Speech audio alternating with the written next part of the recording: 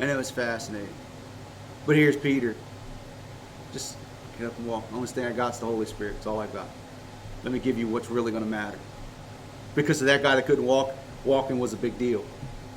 And then God the Father starts using, because I healed his physical ailment. I healed his situation. Now I'll start drawing him to me and say, hey, now let me work on your spiritual situation.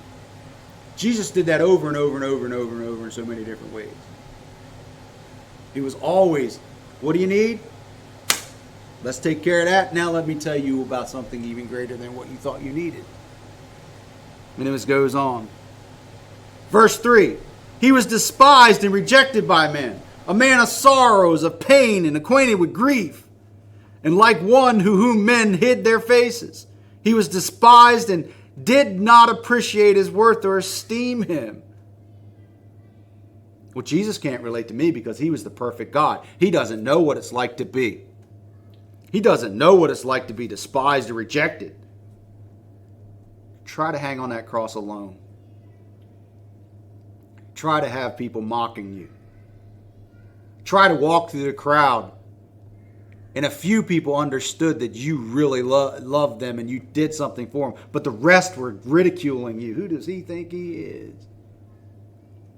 He was despised and rejected. See, I don't know what yours says, but mine in verse 3, it's got capital letter, a man of sorrows and pain, acquainted with grief. The Son of God. A man of sorrows, pain, and acquainted with grief. See, I don't know if I was the Messiah, I don't know if I would have waited till it came to the Garden of Gethsemane for me to be going, I don't know if I wanted, my flesh doesn't know if it wants to do this. I think I would have figured it out a long time ago. I'd be at the round table, the Holy Spirit would be like, Dad, that's going to hurt, I'm pretty sure. But I don't have a flesh experience that we know of in the way he has at that moment standing on the bank. I think at the bank I'd have been like, I remember telling Dad I'd die for these people.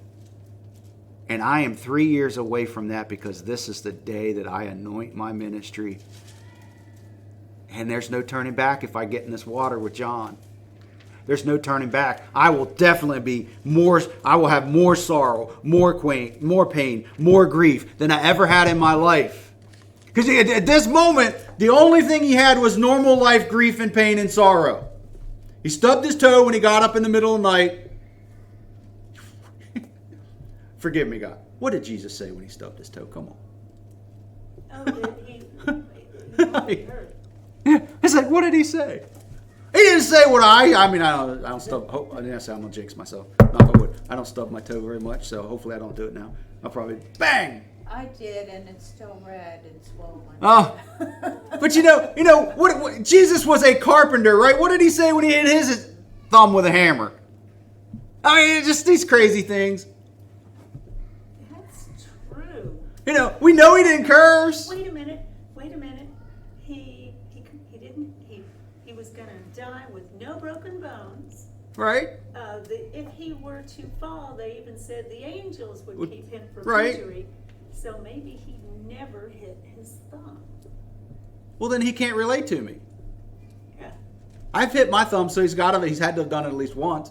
Okay. Maybe.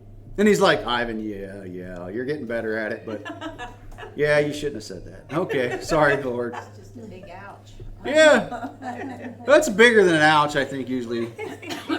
But I can just see Jesus, you just think about these things. But here Jesus is starting to understand, because now he's a full-grown man, 30 years walking this earth. Now he's starting to understand what this flesh thing is all about, because maybe we have a discussion at the table he didn't quite understand.